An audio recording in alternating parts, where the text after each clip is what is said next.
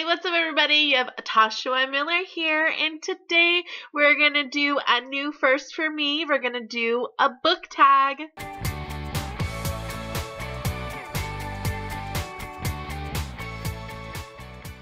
I bet you're wondering which one I'm going to do. Well, I'm here to please you, so I'm going to tell you. Savior's Champion book tag, the book by Jenna Morassi. It's not like you didn't figure it out by the title.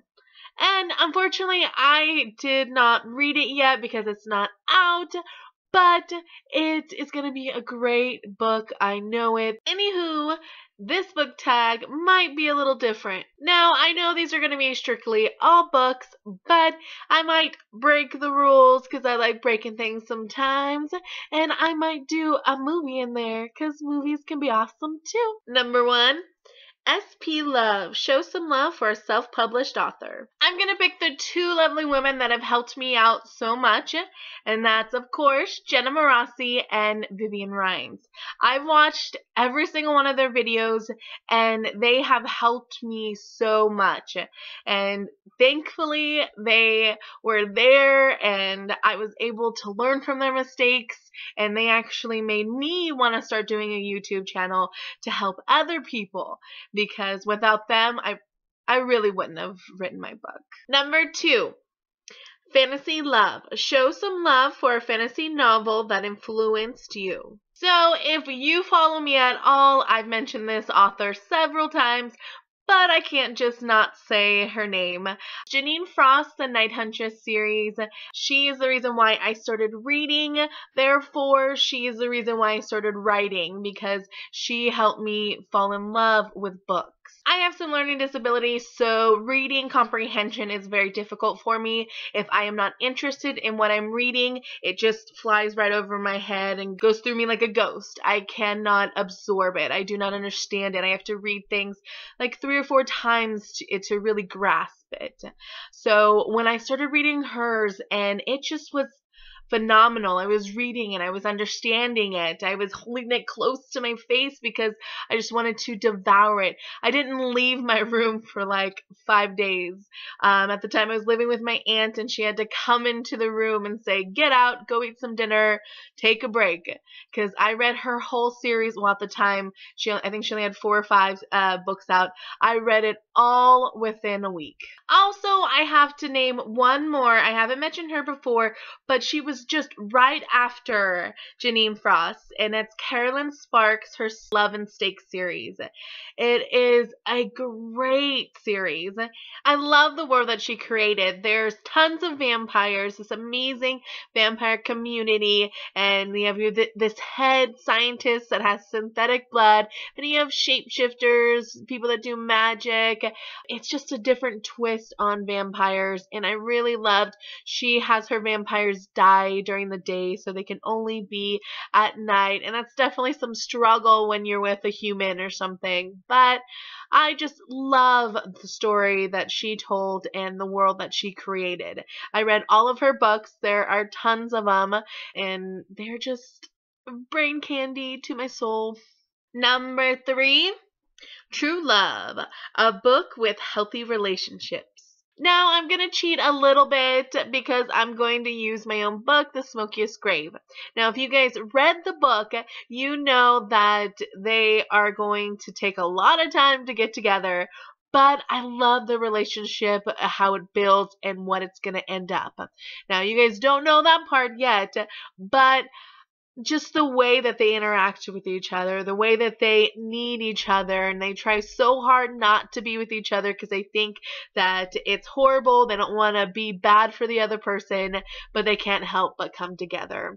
And now that the world might be ending and Hendrik needs to find his brother because they're going to use his blood to end the world by putting a blood curse on it, that is something that's going to bring them together, and they need to work together and work fast to get all this stuff done and find the brother so that they can't do the blood curse, so they can save magic and they can save the world, and at the same time save their hearts. They do have a very different type of relationship. It's very witty.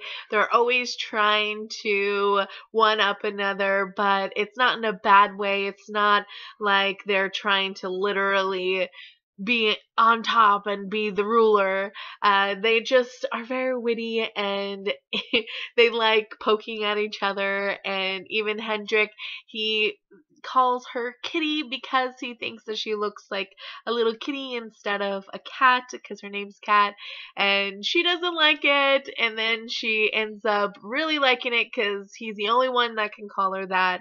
So that right there is something that I do in my own relationship, and I love that type of relationship. It makes my heart purr. Someone that can keep up with the wittiness, that is the same as you, and you're not just a sensitive pile of goo. You say one thing and your heart breaks. I love that type of relationship. Number 4, representation. A book with all the diversity. I'll have to choose Kim Harrison, The Hollows book series. I just think it has a great diversity of different type of people. You have people with short complex because they're a pixie. You have a witch that finds out, spoiler alert, that she's a demon. And then you have a vampire that is bisexual. You have just so many different type of people on there that I love it. With all the diversity, I would have to choose that series. Number 5, Tobias, a book with a gentle warrior. I would have to say Derek from Kelly Armstrong's Darkest Powers series. I think it is such a cute little series, but it was fantastic. I loved reading it. And Derek, he is a very powerful being, but his power hurts people. He doesn't really know how to control it sometimes, and he just builds up this inner demon, and he thinks he's evil because his powers hurt and he can't control them yet. So he tries to go bad, but he's still good in heart. He's very gentle with the main character. He is just definitely a gentle warrior for me. He's very strong, but he is still so gentle on the inside, even though he's trying to convince himself he's not. Number 6, Deadly Beast, a monster of a character. Now, for me, monsters are not these huge scary beasts that roam in the dark and that are under your bed and in your closet. When it is the person that you're supposed to trust, they're supposed to love you, and they are really the enemy or they hurt you, those are the biggest monsters for me. The book I would choose is A Child Called It.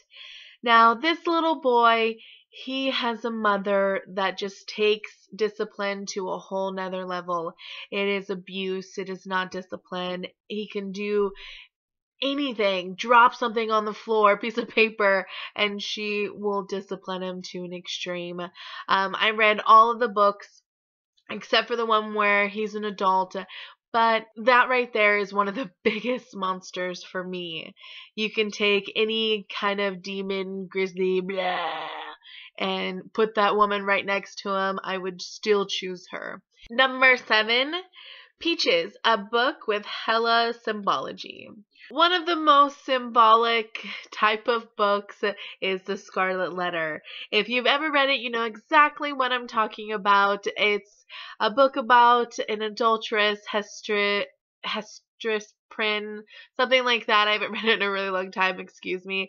And she has to wear this letter because she does these sins, and it's nothing but symbology going on in that book, and it is fantastic and is a great read. If you haven't read it, I definitely recommend it. Number 8, Brutal Battles, a book with the best fight scenes. This one I am going to go off a little bit. It's not really a fight scene. The Girl with All the Gifts. It is essentially a zombie book, but it is so much more than that. The main character, she is a zombie, but she doesn't even know it. She was born with this virus, so when she smells humans, she starts going crazy, but she's also learning. She's very intelligent. She has these dreams, and it's the only book to ever give me a nightmare. I don't want to give too much away, but there's a scene where one of the armed guards goes into a grocery store to try to get more food for everybody, and they're attacked by a group of little children that are zombies. But they're just like the little girl. They're very intelligent. They're actual kids. They just have the zombie virus. And it's not the blood and guts and the fighting that makes that scene so phenomenal. It's the trust, the understanding, the I can't do this, they are the next generation type of feeling.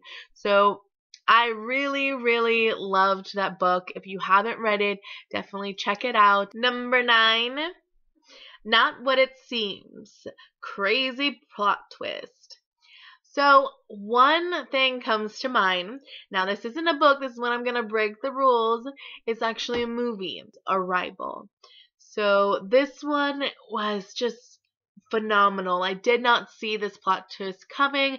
I don't want to be a huge spoiler, but it's basically an alien story, and aliens come onto Earth and they have to learn how to speak with them, so they bring in a translator, and she's got some crazy things going on with her, and at the end you realize she's the key to everything. So just read it. It is phenomenal. It is just a twist I did not see coming, and I definitely recommend it. Number 10, Self-Love. Talk about your book.